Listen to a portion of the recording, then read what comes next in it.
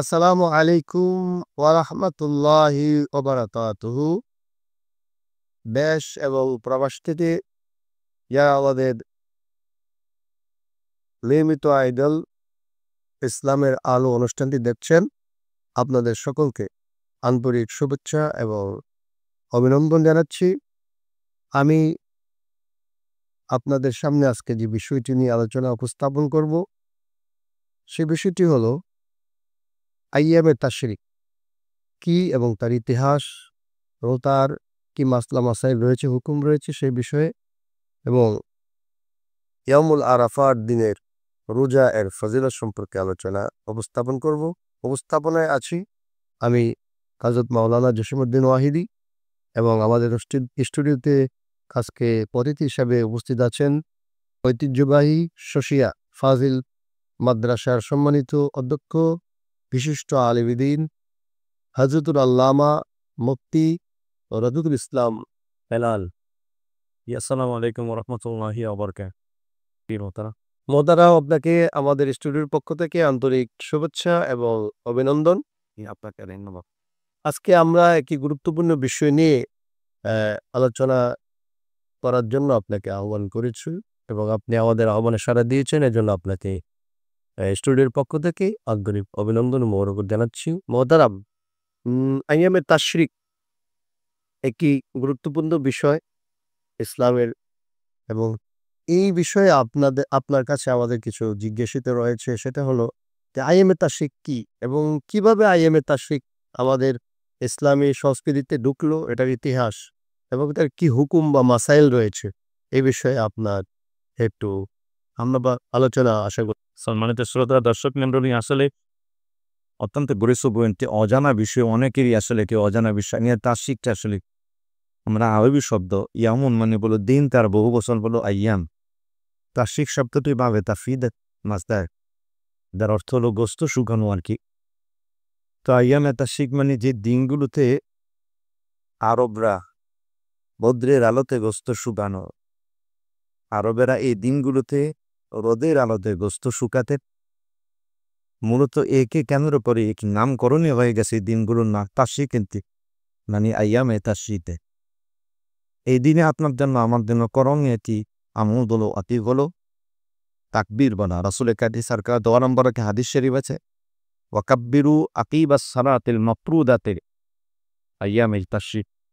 রাসূল কারীম সরকার 2 নম্বর বলেছেন আইয়ামে তাশরিক আমার হাবিবকে দিয়ে বলেছেন যে মিন খজরি ইয়াউমে আরাফা ইলা আসমিন আইয়ামে তাশরিক, যে আরাফার ফজর থেকে তোমরা একবারে তার থেকে শেষ দিন আসর পর্যন্ত তোমরা প্রত্যেক ফরজ নামাজের পর এই তাকবীর বলাটা মুসলমান জিনিস মুকাল্লাফ বিশ্বহা যাকে বলা হয় আর কি, শরীয়ত বিধান যার উপর, অর্থাৎ প্রত্যেক মুমিন মুসলমান সুস্থ অসুস্থ মুকিম মুসাফির প্রত্যেকের উপরই ফরজ নামাজের হন একবার এই তাকবীর বলাটা হলো ওয়াজিব।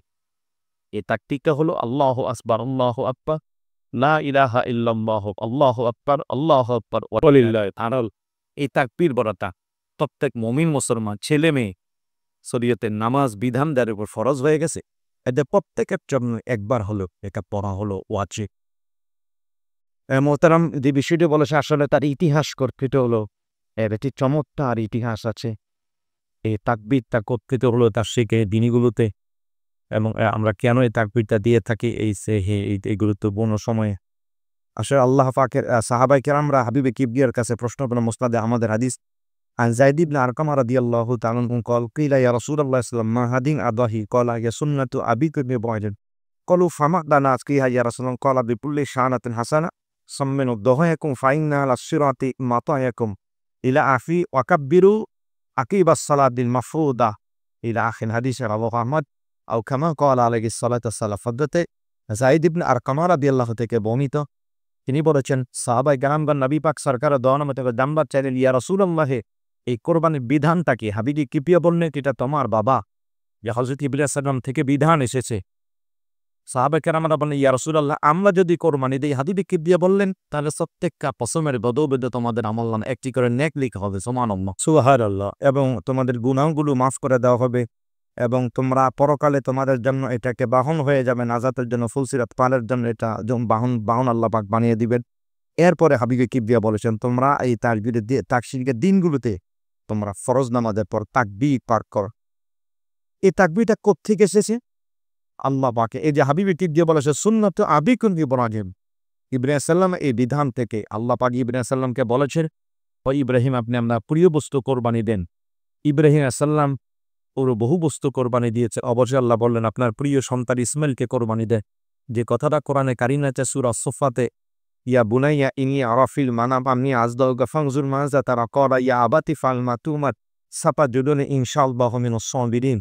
ইব্রাহিম সাল্লাম ছেলে ইসমাইল সাল্লামকে বললেন, বাবা আমি তো স্বপ্নে দেখেছি আমি তোমাকে কোরবানি দিচ্ছি। ইসমাইল সাল্লাম কোনো কথা বাড়ালেন না, বাবা আল্লাহ পাক যদি হুকুম করে থাকেন আল্লাহ পাকের জন্য আমি আমার নিজেকে উৎসর্গ করার জন্য আমি তৈরি হয়ে গেলাম, আপনি আমাকে কোরবানি দিয়ে দেন। ইব্রাহিম সাল্লাম ইসমাইলকে কোরবানি দেওয়ার জন্য তিনি প্রস্তুত হয়ে গেলেন।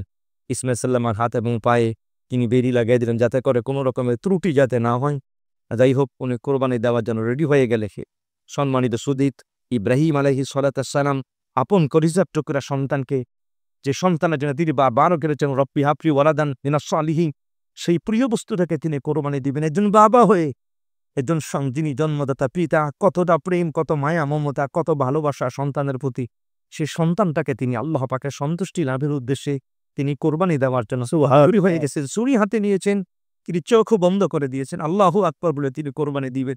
যেই মাত্র তিনি শুয়ে গেছেন ওয়াতাল্লাহু লিল জাবিন, আল্লাহ পাকের কাছে এতটা প্রিয় হয়ে গেল তার কোরবানি যে আপন কলিজার টুকরাকে তিনি কোরবানি দেন। যেই মাত্র ছুরি চালাচ্ছেন আল্লাহ পাকের কাছে মঞ্জুর হয়ে গেছে। আল্লাহ পাক তখন বলল, ও জিবরাইল আলাইহিস সালাম, আরে যাও না তাড়াতাড়ি জিবরাইল, আমার বন্ধু কি ঘটনা কি কাণ্ড ঘটাচ্ছে, আমি মহান রব তারা তো পরীক্ষা করছে, ও বালাও না আমি তো পরীক্ষা করছি ইব্রাহিম আলাইহিস সালামকে, আমার বন্ধু তো পরীক্ষায় উত্তীর্ণ হয়ে গেছে, তাড়াতাড়ি করে যাও আমার বন্ধুকে এই ইসমাইলকে সরিয়া এখানে জান্নাতে দুম্বা শোয়ে দাও।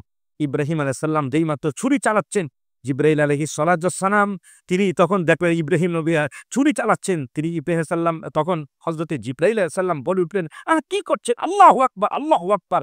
তিনি যখন বলে উঠলেন আল্লাহু আকবার আল্লাহু আকবার, ইব্রাহিম সাল্লাম তখন প্রকম্পিত হয়ে গেলেন, ছুরি তখন কাঁপা আরম্ভ করলো। কে আওয়াজ দিচ্ছে আল্লাহু আকবার আল্লাহু আকবার? ইব্রাহিম আলাইহিস সালাম তিনিও তখন বলে উঠলেন লা ইলাহা ইল্লাল্লাহ আল্লাহু আকবার। ইব্রাহিম আলাইহিস সালাম এই আল্লাহু আকবার আমাদের ধ্বনি শুনে ইসমাইল আলাইহিস সালাম তিনি অবাক হলেন, কোত্থেকে যেন আওয়াজ আসে আল্লাহু আকবার আল্লাহু আকবার, আর ইব্রাহিম সাল্লামের কণ্ঠ থেকে বের হয় লা ইলাহা ইল্লাল্লাহ আল্লাহু আকবার। ইসমাইল আলাইহিস সালাম তিনিও তখন দেখলেন কিসের জন্য আওয়াজ শোনা যায়, কিসের জন্য গর্বর রক্তের আওয়াজ দিবি, তখন বলে আল্লাহু আকবার ওয়ালিল্লাহিল হামদ। তিনজনের কথা হযরতে জিবরাইল সাল্লাম বলেছেন আল্লাহু আকবার আল্লাহু আকবার। ইব্রাহিম সাল্লাম এটা শোনার পর বলেছিলেন লা ইলাহা ইল্লাল্লাহ আল্লাহু আকবার। যখন দুম্বা কোরবানি দিচ্ছেন রক্তের গড়গড়ানে আওয়াজ হচ্ছে, ইসমাইল সাল্লাম তখন তিনি বলে উঠলেন আল্লাহু আকবার ওয়ালিল্লাহিল হামদ। এসেই সম্মানিত সুখী বিজ্ঞ উপস্থাপক এই আমি তাশরিকের তাকবীরের তাশরিকের এটাইগুলো মূলত ইতিহাস। ধন্যবাদ মোহতারাম, অত্যন্ত চমৎকারভাবে আপনি ঐতিহাসিকভাবে কোরআন সুন্নাহর আলোকে আইয়ামে তাশরিক সম্পর্কে আমাদের দর্শক শ্রোতার উদ্দেশ্যে বক্তব্য উপস্থাপন করেছেন। এজন্য আপনাকে অন্তরের অন্তরস্থল থেকে আন্তরিক মোবারকবাদ জানাচ্ছি এবং আপনার এলেম এবং আমলের মধ্যে আল্লাহ পাক বরকত দান করুক। আমি আপনাকে আর মোহতারাম, আরেকটি বিষয়ে আপনার কাছে আমাদের জানতে চাওয়া রয়েছে, জিজ্ঞাসা রয়েছে, সেটা হলো যে ইসলামী শরীয়তে একটি আমল রয়েছে, ইয়াউমুল আরাফার দিনে মুসলমান উম্মাহ রোজা রেখে থাকেন। বিশেষ করে এই ইয়াউমুল আরাফার দিনে রোজার ফাজাইল সম্পর্কে একটু বর্ণনা করবেন। আরেকটি বিষয় হলো আমাদের দেশে একটা বিষয় নিয়ে আমাদের যারা মুসল্লি ভাইরা রয়েছে, মুসলিম ভাইরা রয়েছে, বোনেরা রয়েছে, তাদের মধ্যে কি দ্বিধা থাকে, দ্বিধাদ্বন্দ্বে তারা ভুগেন। সেটা হলো যে ইয়াউমুল আরাফার দিনে রোজা নিয়ে আমাদের দেশে যেহেতু চাঁদের ওটার উপরে ভিত্তি করে আমাদের ইয়াউমুল আরাফা একদিন পর, কিন্তু সৌদি আরবে ইয়াউমুল আরাফা হয়তো একদিন আগে সেটা অনুষ্ঠিত হয়।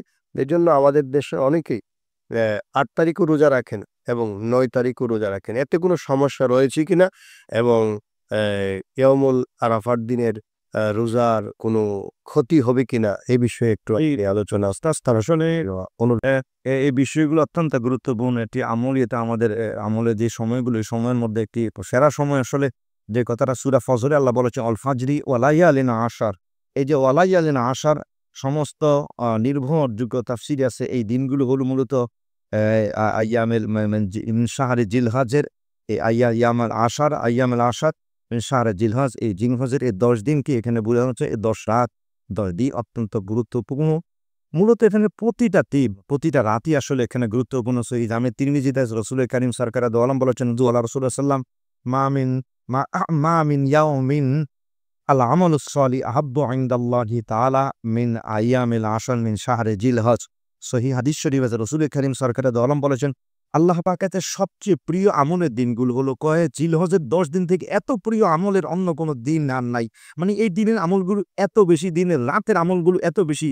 হাবিবে কিবরিয়া বলেছেন যে সিয়ামু ইয়াউমিন ওয়াহিদিন মিন আইয়ামিল আশর মিন শাহরি জিলহজ কা সিয়ামিদ দাহর। হাবিবে কিবরিয়া বলেছেন যে এই জিলহজের এই প্রথম 10 দিনের 9 দিনের একদিন রোজা রাখা মানে 1 বছরের রোজা রাখা। সুবহানাল্লাহ। কিয়ামু লাইলাতিন মিন ওয়াহিদিন কা মিন আইয়ামিল আশর।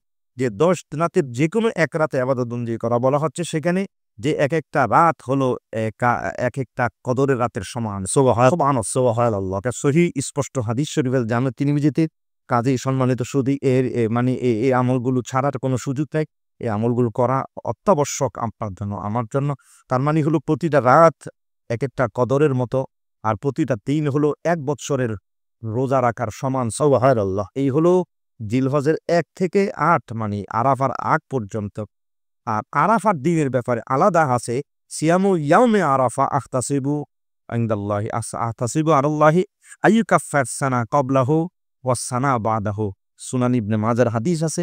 রাসূল কারীম সরকার দো আলম বলেছেন যে সিয়ামু ইয়াউমে আরাফাতা আখতাসিবু আলাল্লাহ। আমি আল্লাহ পাকের কাছে এই হিসাব করছি, মানে এমন নেক কামনা করছি, মানে আল্লাহ পাক এমন প্রতিদান দেব যে ব্যক্তি আরাফার দিন রোজা রাখবে তার আগের পূর্বের 1 বৎসরের গুনাহ মাফ করে দিবেন, পরের 1 বৎসরের গুনাহ মাফ করে দিবেন। তার আরাফার দিনের রোজাটা হলো 2 বৎসরের গুনাহ মাফের কাফফারা ফায়দা, আর অন্যান্য দিনগুলো হলো 1 বৎসরের। তো এই দিক থেকে আরাফার দিনের রোজা রাখার বিশেষ একটি গুরুত্ব আছে। এখন যে বিষয়টি আপনার আমার সামনে, সেই বিষয়টি হলো আমরা কি 8 তারিখে রোজা রাখবো নাকি 9 তারিখে রোজা রাখবো? আসলে একটি আলোচিত সমালোচিত এবং একটি দীর্ঘদিন এটি মতভেদ রয়েছে এই বিষয়টি নিয়ে। হাদিস শরীফে কিন্তু সিয়ামে ইয়াউমে আরাফার কথা বলেছে। আর আরাফার দিনটা আমরা যেই তারিখটা গণনা করে থাকি সেটা হলো 9 তারিখ। অন্যান্য কোনো মুহাক্কিক বলেছেন এখানে রাসূল কারীম সাল্লাল্লাহু আলাইহি ওয়াসাল্লাম ইচ্ছা করলে 9 তারিখের কথা বলতেন শাহরে জিলহজে। 9 তারিখের কথা না বলে উনি আরাফার কথা বলেছেন। তো কাজী আরাফার ময়দানটা একটি নির্দিষ্ট জায়গা। এটা বাংলাদেশেও নেই, এটা কুয়েত, জাপান, রাশিয়া, চীন, আমেরিকা, পৃথিবীর কোথাও নাই। এটা শুধু সৌদি আরবে আরাফার জায়গাটা আছে। কাজী ওই সময়টার সাথে এখানে একদল ওলামায়ে কেরাম এই দিকে গিয়েছে যে ইয়ামে আরাফা যেহেতু আরাফার ময়দানের সাথে সম্পৃক্ত, কাজী ওই আরাফার কখন রোজা রাখা হয় ঠিক ওই তারিখে। তো হাজী সাহেবরা ওই দিনই রোজা রাখেন সৌদি আরবের 9 তারিখ, যেটা আমার দেশে হয় যে 8 তারিখ। এই জন্য একদল ওলামায়ে কেরাম এর পক্ষে গিয়েছে। আরেকটা হলো আরাফার দিন কয় তারিখে হয়, আরাফার দিন, এবং আরেকটা হলো কোরবানির দিন। তো আরাফাটা হয় স্বাভাবিকভাবে 9 তারিখ, কোরবানি হলো 10 তারিখ। সেই সুবাদে আমরা 9 তারিখে রোজা রাখি। এর জন্য সবচেয়ে বুদ্ধিমান এবং গুরুত্ব মানে যাতে এই সওয়াব প্রতিদান থেকে কেউ যাতে মাহরুম না হয়, যে কথাটা আপনি বলে বঞ্চিত না। 8 এবং 9 অনেকেই আছেন যারা একটানা 9 দিন পর্যন্ত রোজা রাখেন। তো আমরা সবচেয়ে বেশি মানে কিছুতেই এই সওয়াব থেকে আমি বঞ্চিত হব না যদি 8 এবং 9 তারিখ আমরা যদি 2টা রোজা যদি রাখতে পারি, তাহলে এটা হলো সবচেয়ে সহজ সমাধান এবং সওয়াব প্রতিদানও তো পাবো, আবার আমার থেকে মাহরুমও হবে না। এজন্য আমরা বলে থাকি যা খাবার যে আপনি 8 তারিখে রোজা রাখেন, 9 তারিখেও রোজা রাখেন। আজ আমরা আমাদের দেশে চাঁদের একতলাফুল মাতালে যেহেতু রয়েছে, চাঁদের দেখার এই বিষয়টি মাসালাটা সারা বিশ্বব্যাপী। তো কাজে এই বিষয়টি আমাদের দেশেও দ্বন্দ্ব আছে। কাজে আমরা আমাদের রাষ্ট্রীয়ভাবে ইসলামী ফাউন্ডেশন থেকে যে তারিখটি ওলামায়ে কেরাম, বিজ্ঞ ওলামায়ে কেরাম চাঁদ দেখা কমিটিও আছে আমাদের। কাজে আমরা আমাদের এই স্থান ভৌগোলিক কারণে আমরা সৌদি আরবের সাথে মিল করতে পারছি না।